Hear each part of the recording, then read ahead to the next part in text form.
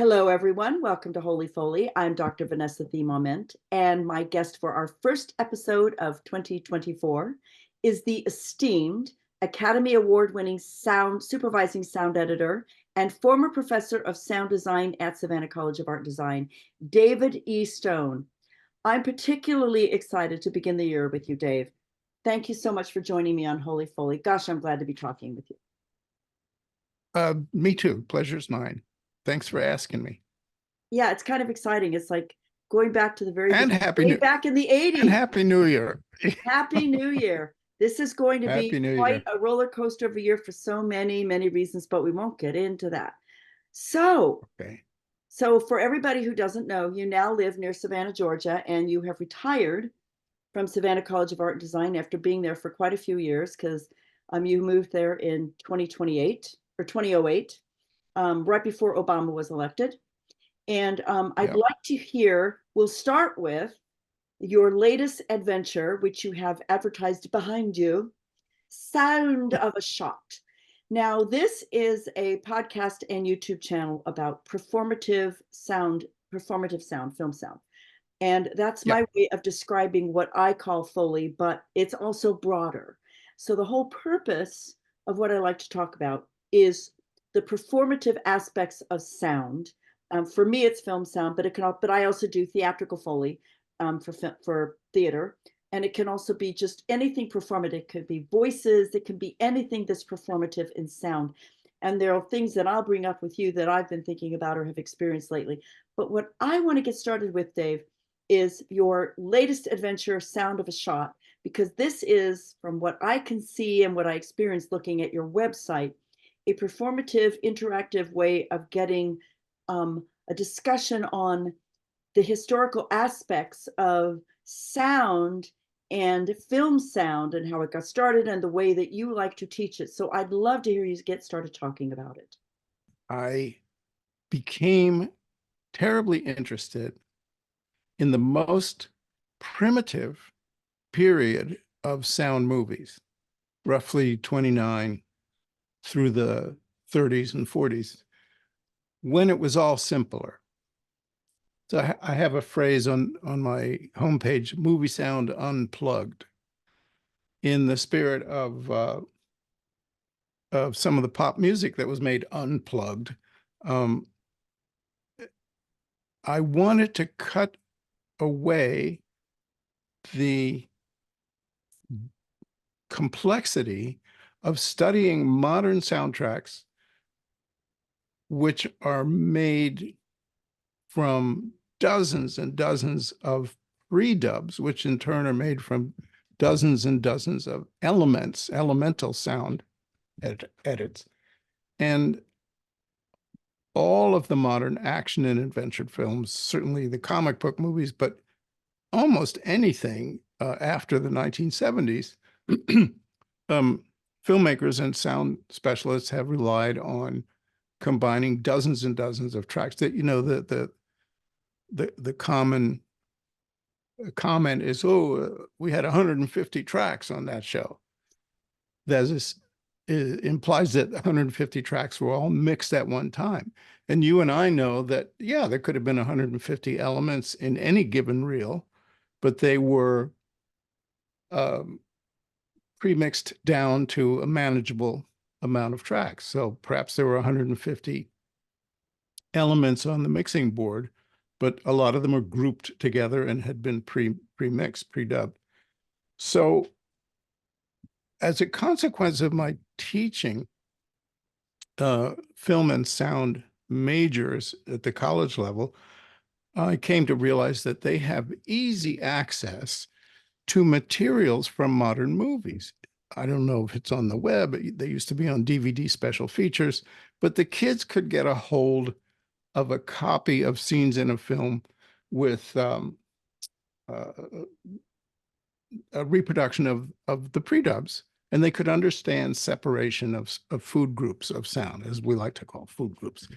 So they could watch a scene from their favorite Spider-Man with just the Foley, or just the impacts, or just the explosions. Wonderful. That's film school in a box, I like to call it. But as I read more, I've only read a few scholarly books on the early history of sound cinema. I came to realize that the process of putting together picture and track had to be evolved. Nobody knew quite how to do it. And it occurred to me that a lot of the decisions about what sound we're going to hear with a particular strip of motion picture frames were made by directors in conjunction with film editors, maybe assistant film editors, in the early movies, because there's no such thing as a sound designer, certainly, and very rarely a sound editor. So those pieces are put together to tell a story. Image and track, image and track. There's a sort of DNA helix of these two streams of information, the stream of images and the stream of sounds that the audience hears. And that's how a story is told. So I wanted to explore early, more primitive movie soundtracks. I don't have any academic knowledge about this. As I say, I've read a few books and I thought, I want to write about this, what they were doing in the early films. Now, along with that, a parallel set of new thoughts for me was that I had no interest in finding the great historical moments in ancient monaural movie soundtracks. You know, was there a scene in the 1930 Moby Dick with John Barrymore that's particularly expressive with its use of sound effects or Foley or anything sonic? I got interested in the mundane. I mentioned that film because there's nothing special about the sound there. And I realized as I delve into this research, Vanessa, that I'm interested in studying the mundane everyday movie and see how the sound works. So I have to get out of the box of we only study the important art history. Okay, I want to stop you right there. In I want to ask you a Sure. question.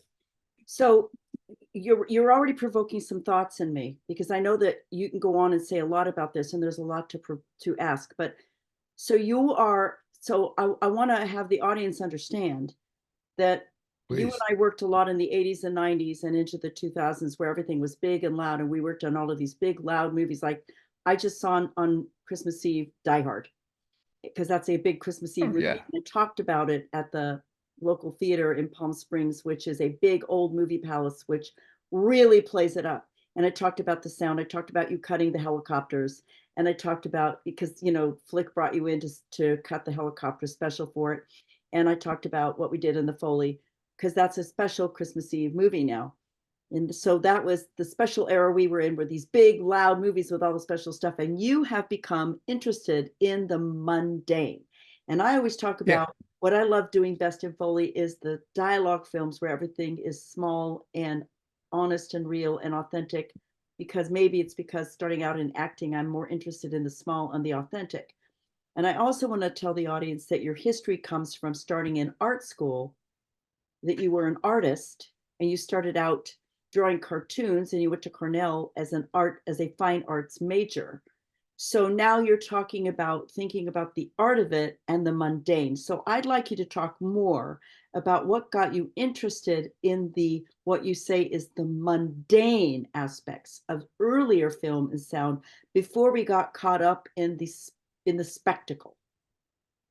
It almost as a teaching tool, because it's very easy for a newbie appreciator of our crafts to look at the spectacular, just as it is the spectacle in rock and roll that has nothing to do with music. The performative art of it, rather than really listening to the construction of, say, a Beatles song, which I know you Yeah. love the Beatles as much as I do. And you deconstruct a Beatles song and you find that John Lennon was doing diminished chords in If I Fell. And you find that the construction of a Beatles song without any performative aspects at all is an incredibly complex written tune. Yes. And I believe that the complexity is there in decisions made all through the movie crafts, all the movie crafts. And I wonder if teachers are only getting at the extraordinary and the spectacular. And therefore, students are missing some of the fundamentals that go into telling a story with picture and track. The juxtaposition of picture and track is what sound cinema is. Cinema, we fans all understand, was the great art of the camera and editing, telling a story through visual montage. Now, sound comes along, and the common knowledge is people were afraid of the demon microphone, and they didn't know how to do anything other than shooting photo plays, which look like a stage play, and the camera can't move, and there are few edits and so forth. So, I, as a movie fan, I'm drawn to those as a kind of a freak show anyway, watching people perform endless dialogue scenes on a set before there's a cut. That's fascinating because we're not used to that. Where was I going with this? The mundane is a way Mundane and of the simplicity, because I think you're onto something. Nobody's really talked about this. That's why I'm really delving and getting you to really get into the deep weeds of this. Yeah. Because I really do understand what you're saying, and you and I, of course, would absolutely agree on this, and I think you know that. But I know you're getting to something that no one's really talking about. Yes. And so the conceit of my research work, such as it is, which is a little hard to explain, is that I ain't looking for the spectacular. I could look at almost any mundane scene beyond a simple dialogue shot on a stage in a 30s or 40s movie. And I want to picture what the different tracks were that they mixed. You remember because you worked in TV and you worked on some less spectacular films. We all did as we were learning the craft. That it was typical, especially in the late 70s, early 80s, it was typical to go to the dub stage with 6, 8, 10 tracks at the most. Mhm. Monaural tracks. We're not talking about stereo, of course. So a monaural movie has one sound at any moment that tells the story, that draws the audience ear. How are makers of sound cinema supposed to evolve a set of crafts without much technology, which would give what I used to tell my students, it would give us the omniscient ear to go with the omniscient eye of the camera and film editing. So that's very complex. There's a lot going on there. It's not something you do with technology. It's something you do with craftsmanship. The juxtaposition of picture and track. I read Michel Chion said something about how you'll know this, Vanessa. I don't.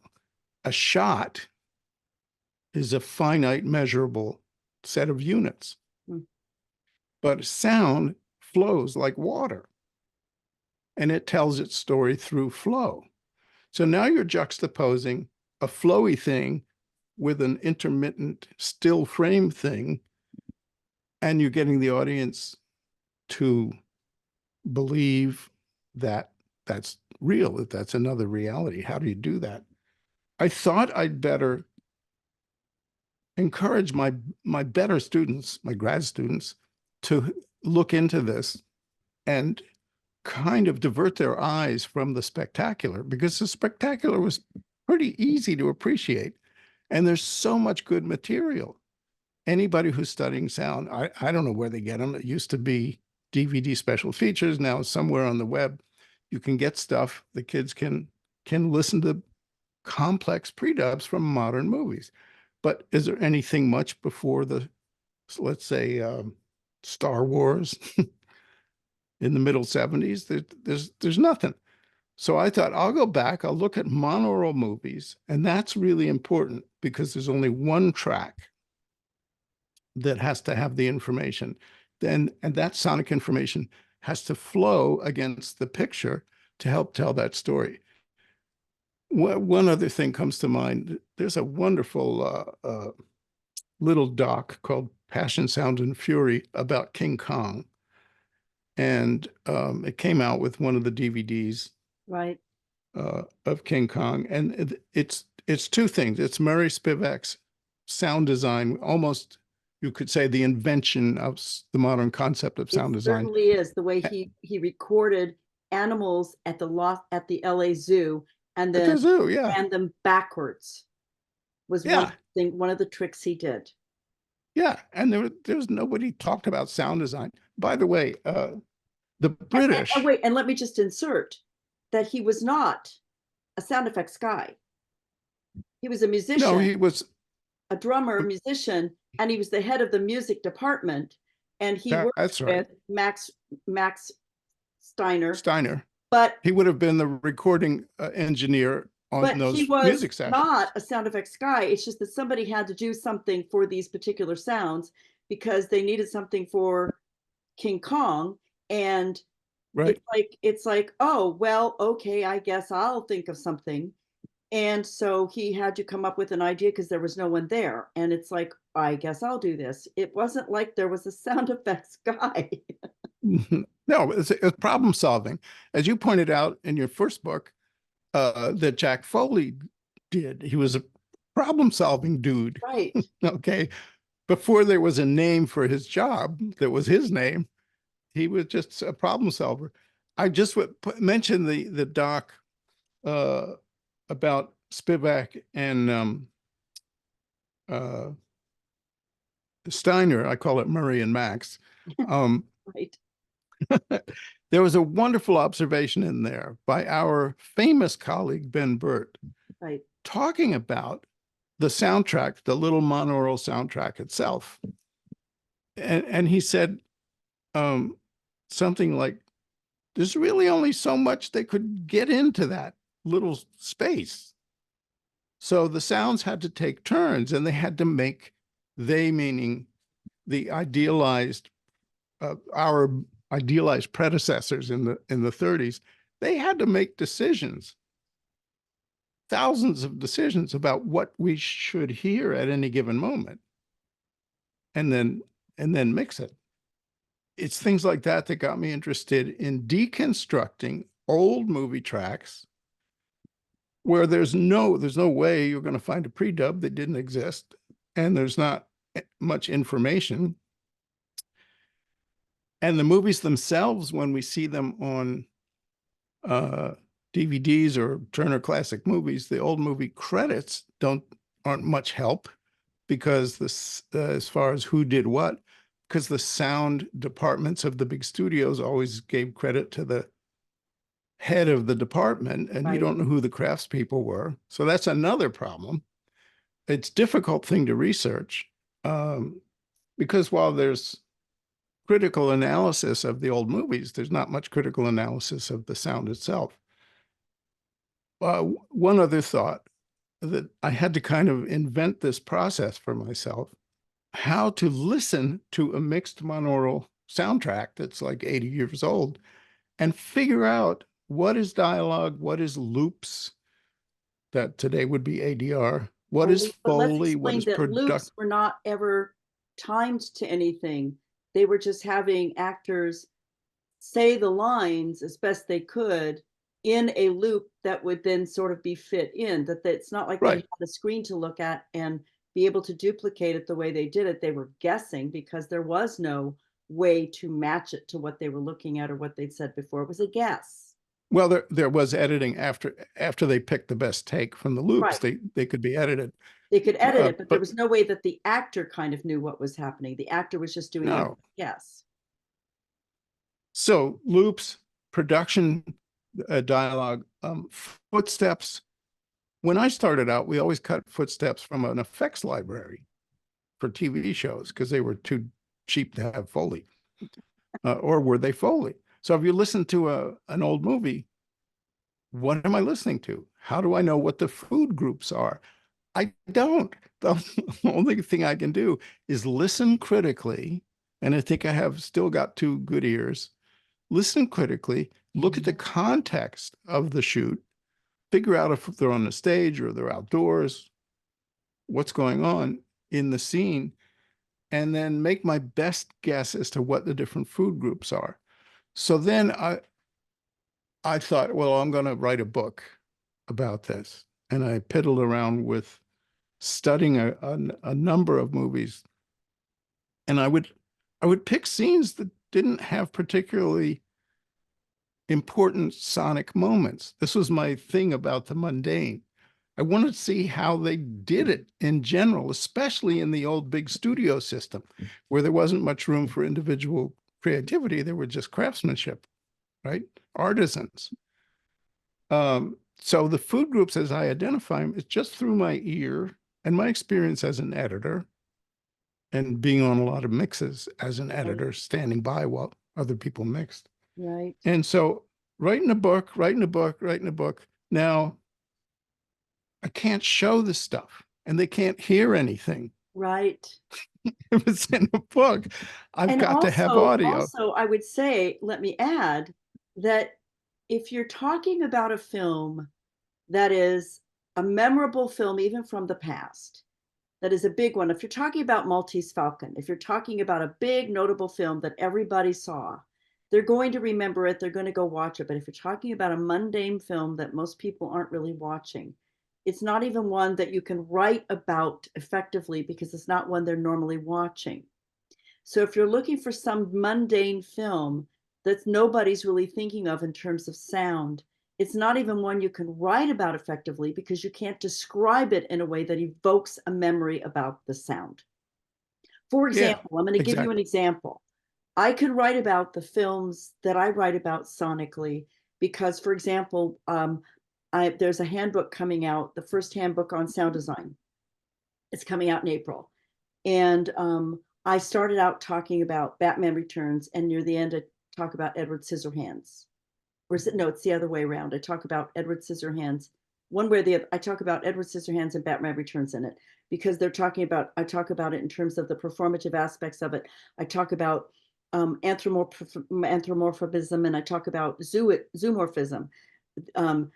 The animated sound, making something animated be human, and then something being human sound animated. And then I bring in all sorts of different theoretical concepts and bring them into talk about Foley and talk about international. I talk about all sorts of theoretical things. But the interesting thing is I'm talking about films that people can immediately relate to sonically. They remember what it sounded like because they were such big sound films. But if you're talking about a film that's mundane, a walk and talk film that doesn't evoke memories sonically, you can't exactly write about it, Dave, in a book where it's going to evoke a sense memory, a phenomenological haptic memory, where someone's going to remember what it sounded like, where they're getting evoked. Oh, yes, I remember what that sounded like. This is all making sense to me in the written word. So going to a website concept, which you did, and I really hope people will go to your website and see how you broke down all the components, which was your way that you do this, which I'm going to have you talk about the process because it was genius what you did. Because I had to ask you, how did you do that? Because the process always, it's like, but how did you break down all the components? It's really genius what you came up with. You had to do it in a performative way. That's why this fits in with my theme of performative film sound. You had to put it on a website where you could break down the performative pieces because you can't do it in written form.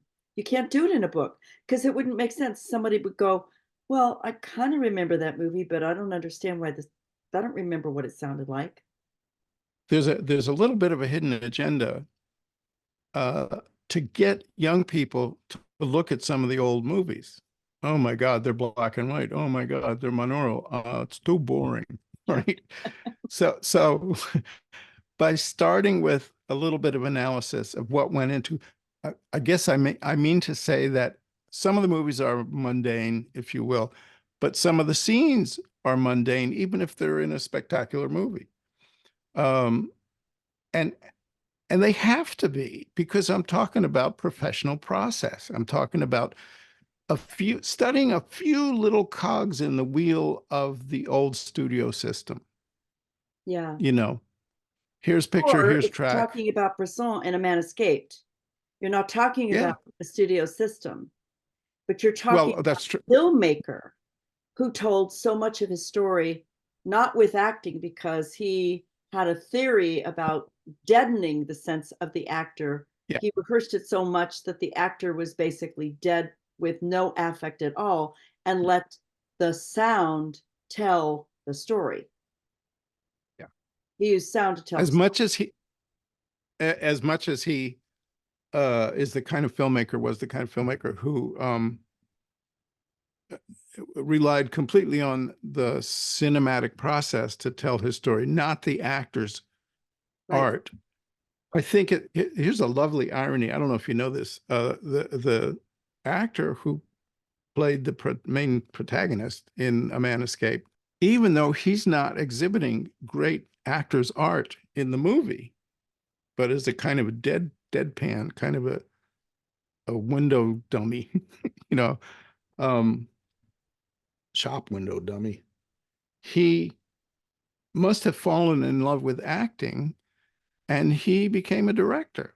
He was became a first AD to Claude Chabrol, I think it was. Anyway, he went on the directing path after a kind of deadpan not acting in front of the camera in A Man Escape.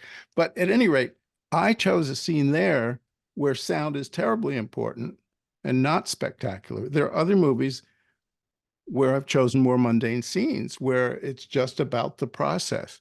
Mhm. What do we need here? We need footsteps. What do we need here? And blah, blah, blah. So some of the scenes I've chosen are It would be mundane. interesting. I want to hear you say more, but just going down the French way, just going down the French line, because I love what the French do with sound. It'd be interesting for you to do a Monsieur Hulot film at some point. Oh, it's on my to-do I thought it might list. be. I thought it might be because I know But you love Monsieur Hulot. yeah, and that's a very funny, cartoony, heavy-handed approach to sound effects. I'm doing Monsieur Hulot's Holiday, of course, and I could close my eyes and throw a dart at that film and pick any scene and find something fun to talk about. But again, it's a little more like the spectacle I'm talking about, because the sound is really important to um, Tati, but he doesn't get like modern production sound, or Yeah, doesn't even isn't use that really production the sound in point that you're Dollar. going for, Dave? Isn't the point? I understand that you want to use, but you want to use the mundane. It's actually making the same point, though. You're trying to get people to understand that we That's don't it. need the big, loud spectacle. We don't need the Christopher Nolan soundtrack to make the point in the film. It is all about serving the story. Steve Lee and I talked about this in the last Yeah, episode, serving the story. So yeah, in in a lot of different countries, they use sound to serve the story, and they don't use hyperrealism or over the top sensibilities to make the point. And so when you're talking about sound to serve the story, whether it's a B or C cop story from the 30s, or it's the idea where you only hear the footsteps some of the time and not all of the time, or yeah, you're not hearing the footsteps because you're not supposed to hear the bad guy, or you're using Monsieur Hulot's sense of sound to make the gag, but nothing else, or yeah, you are using in a Besson film he called his actors models because they were only Models, that's right. serve the story, because the story and the sound was to alert the audience to something happening off stage a lot of the time. Yeah, yeah, yeah. Whatever, the point would be that there is an element to the purpose of storytelling rather than spectacle. Even in a Hulot film, it is storytelling, not spectacle. And so I That's think right. your point is still being made using the analysis of breaking down these simpler storytelling food groups, or these points where they're not there to make a spectacle or to divert attention or to be over the top or to overstimulate, but to be minimalist and make a very specific point. I will reinforce that with an experience from the classroom, uh, where I began to realize I had some very talented sound students at SCAD, and they're working on student films and they're doing the best they can. But I realized after a while, I had so many kids that got hung up in spending their time on the spectacular moments or the sound designy moments, if you will, that they were missing mundane moments. And I go like, how? There's no car door. Why didn't you cut the car door? There's no door. Don't we hear that phone ring before she picks it up? They miss all this stuff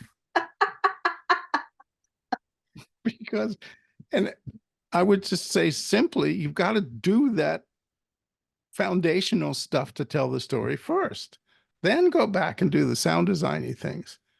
Otherwise, you're going to have stuff missing. And that's terrible.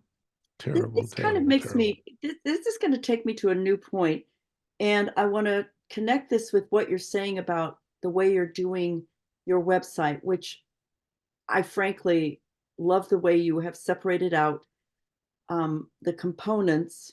And I think you said you are taking the soundtrack and then using, how are you taking the sound? I want to hear your process.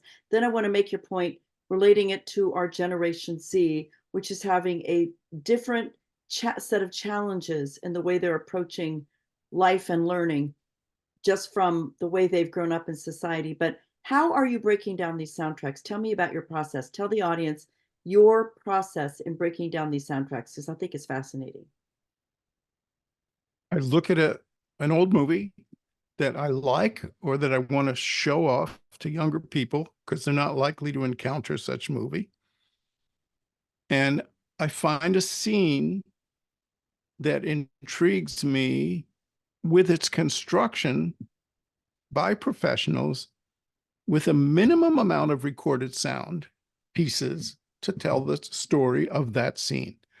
So the videos on the website, or the videos are actually on Vimeo, but they're automatically linked from the website, anywhere from 5 to 15 minutes long.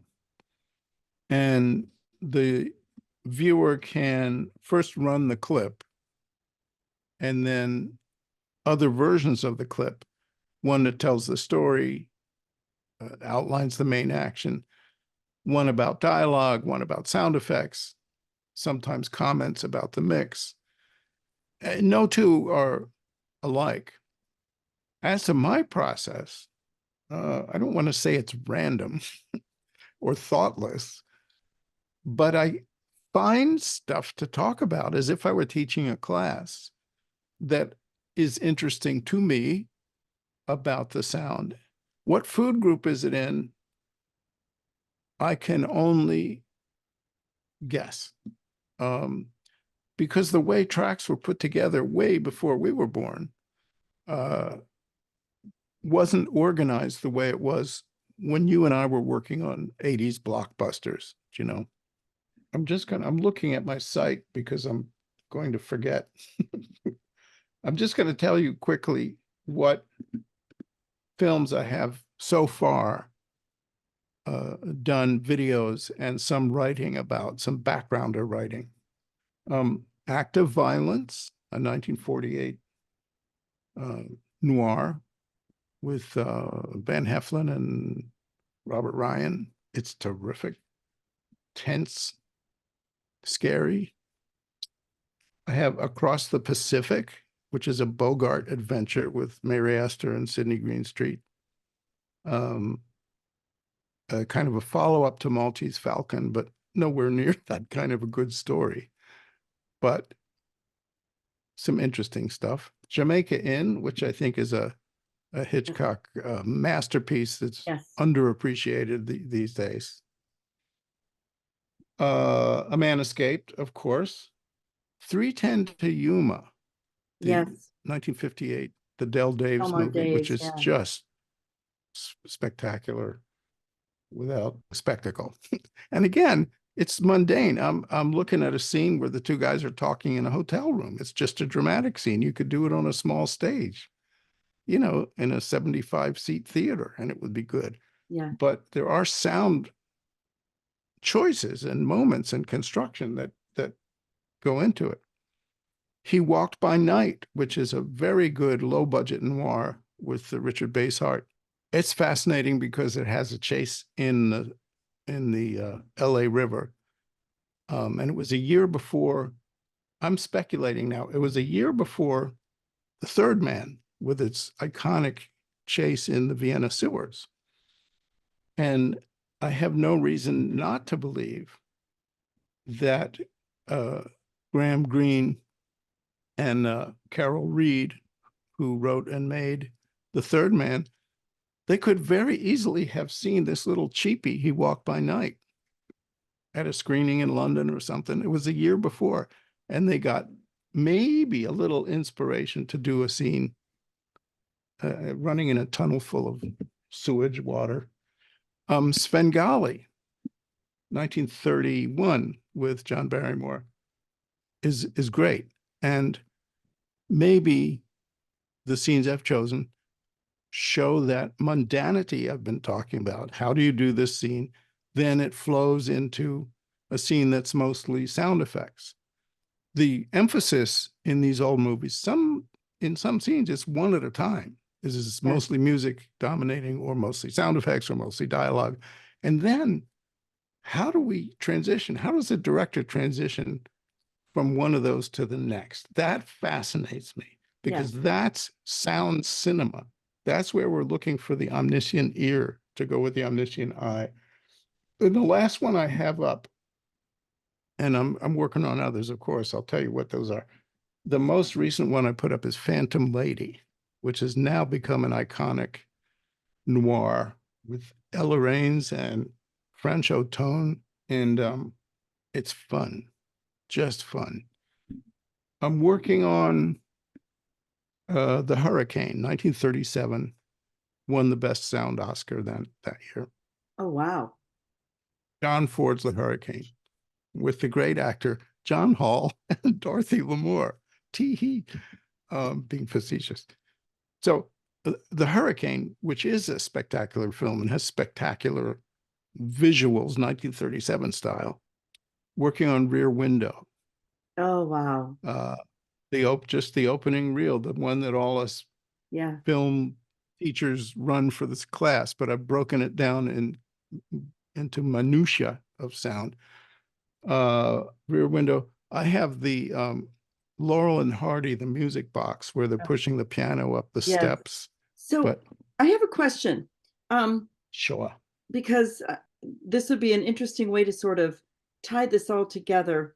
As you taught at SCAD, you went through millennials, and as you were leaving, because I had this experience too, the generation changed, it became the Gen Zers, which have different ways of experiencing the world, because the millennials got into computers but weren't so much into their devices as the Gen Zers. By the time you get the Gen Zers, they're completely into their phones. They're not as much into computers as they are into their phones, and they're never had anything other than phones and didn't work even as much in computers. They never knew anything of analog. At least millennials had some awareness. Some of the millennials would have had some awareness of analog. And once you get Gen Zs coming into school, they're not aware at all of anything other than basically TikTok and Instagram. And I'm curious if your approach to doing something like this will be able to speak to them. And I wonder what your thoughts are on that, because as you were leaving SCAD, they were coming in and Yeah. you had a few of them in there. And I'm wondering what your thoughts are on that. My first thought goes to, more than anything, goes to aspect ratio and speakers. Uh, my website, I had some professional help with my website, so you can look at it on your phone, but you'd be effing crazy to do that. You're not going to get anything out of the film clips. You can read my writing on your phone. That's okay if your eyes aren't as shot to hell as mine are.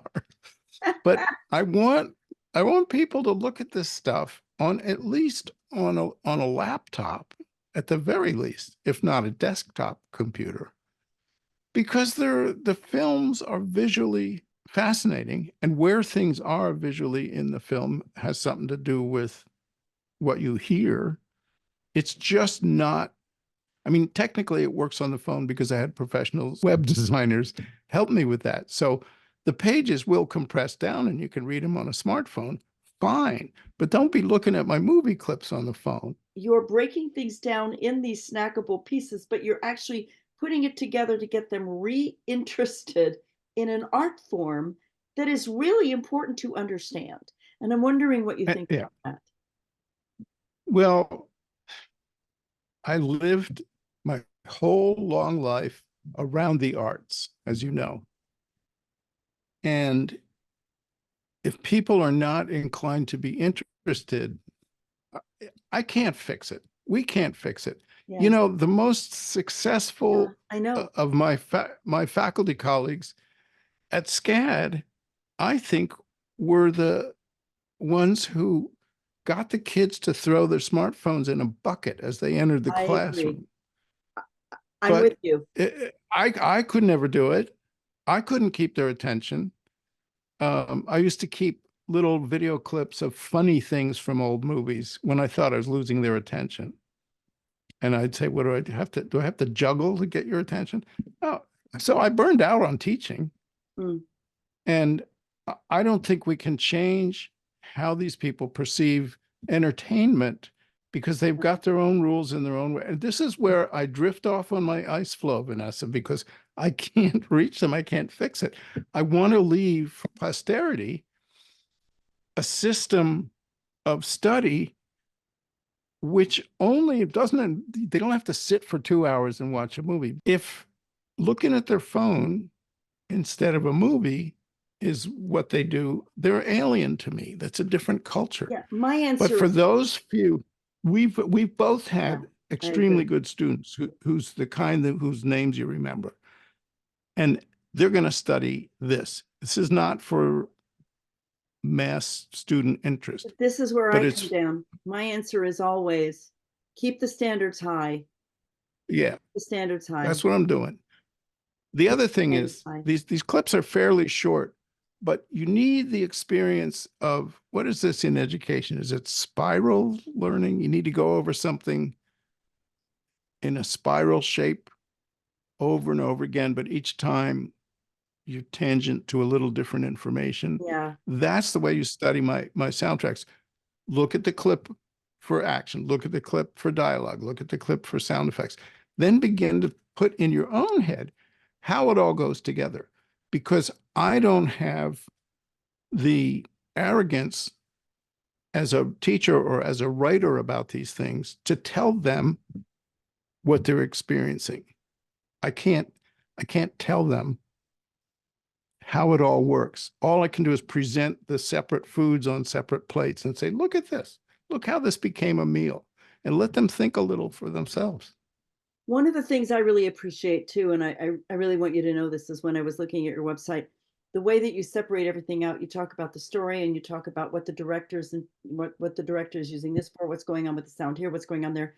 And you talk about the dramatic use of Foley in the scenes, and lest anybody think all you're doing is looking at sound effects. You're talking about the use of dialogue, you're talking about the use of what you perceive might be replaced dialogue. You're talking about the use of Foley. You're talking about use of music. You're talking about the soundtrack as a whole. And when you say soundtrack, it's not just music, people. Soundtrack includes the entire use of all audio components used together in a film. I'm really excited about this. And I just want to end by letting you know, one of the things I thought you might really enjoy was when I went to Warner Brothers Dub 10 and heard Bradley Cooper talk about some sound choices being used on Maestro with Richard King and my old friend Dean Sapanchik, who mixed the effects. He used a multi-track dialogue mix system in production. So he used Altman's idea and refined it for a lot of people for the party scenes with all of those people. It's not ADR. Oh my God. And it So that is sounds all beautiful. dialogue It in sounds beautiful. So production. multi-track production dialogue. Not easy to do. It was beautiful. We talked about the sound on Dub Stage 10. There was about 25 or 30 of us there.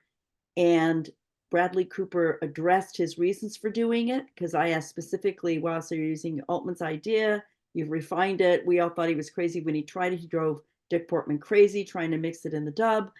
And it is really beautiful. And the moral of the story is that you take an idea, and Bradley Cooper went very old school in the way that he did his storytelling in this film, but he wanted so much to have an authentic sound that he didn't want to use a spectacular way of doing it. He wanted almost like direct sound and applause. He wanted as much as possible to use what was happening there on the set. Hard enough to do a picture about classical music and I have know. excellent recordings and everything. I saw it. I saw my screener, listened to it after we originally talked about this. And that is a magnificent movie, I a bit agree. of a masterpiece. And Agree. I'm glad you got to see Dean Sapanchik again and ask questions of Cooper. And so the From my hometown. He's from my hometown. You know that. he's from Abington. Yeah. He's from Abington. Went right from your town. I wish I'd Yep. be able to tell him so. The It's a point brilliant that piece of work. story, Everybody should see it. the point of that story is there are filmmakers dedicated, of course he shot on film, there are filmmakers dedicated to trying to bring old ways of doing things and not get caught up in spectacle, but trying to bring some old ways of technique to bring an authentic way of storytelling to film and not get caught up in spectacle and not get caught up in the distraction. And when that was talked about in this screening on a dub stage where it was just for those of us who were sound professionals, it touched me to know the amount of detail that they went to get an authentic sound rather than pile layers upon layers of synthetic sound or added on sound to get as much authenticity to it as possible. And I thought you would appreciate that.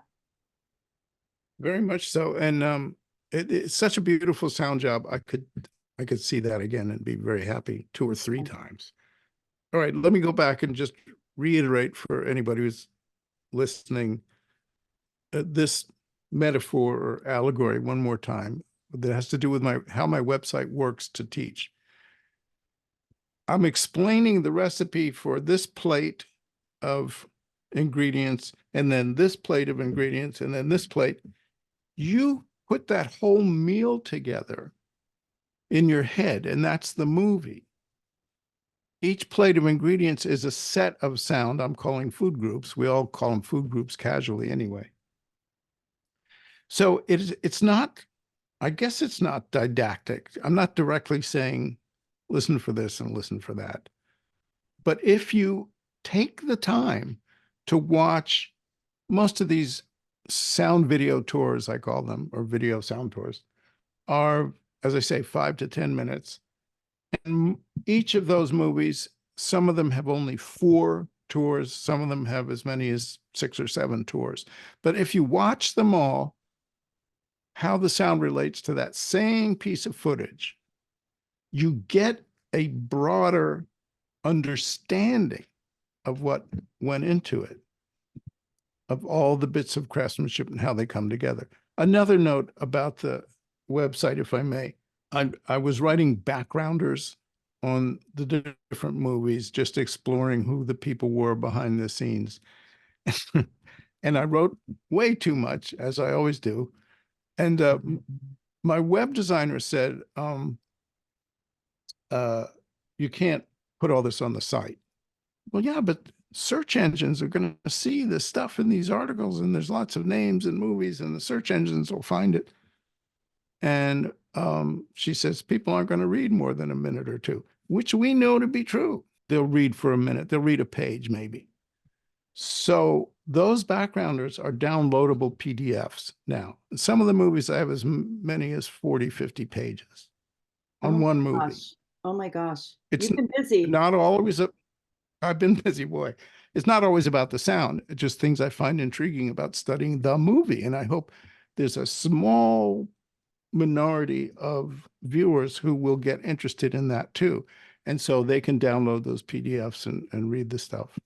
To wrap this up so that people can understand, the reason I call this website The World of Performative Film Sound. For me, my world of performative film sound has been Foley and ADR, voice acting and primarily Foley. But what I have learned being around film sound professionals since 1980 is when you actually expand and talk about performative film sound, what you're really talking about is you're talking about field recording, you're talking about recording sound effects, you're talking about the whole performance of putting together sound. Yeah, you're talking about mixing. It is a performance. And so I don't like people reducing sound to just pushing buttons and editing and thinking that it's not building the performance of the sound. We are building a performance for the audience to appreciate. And the more we expand this notion of the performance of sound, I think people will understand that we are not technicians. We are artists building a performance of film sound for all to appreciate, which is why I am trying to expand the notion of this being the world of performative film sound. And Dave, I want to thank you so much for explaining, I think in a lovely way, the beauty of what you are doing by bringing film sound history of early film sound from film that is simple and direct and not spectacular, so that people can understand the nascent beginnings of the movie sound, how it starts happening in these simple films, so people can really begin to understand the fundamentals of film sound in early film. That's the idea. You so much for being with me. I really appreciate it. This is a great way to start off 2024. I hope, Vanessa, that we're helping in some little way to revolutionize sound studies. Yes, me too. Thank you. This has been great. Thanks for asking me.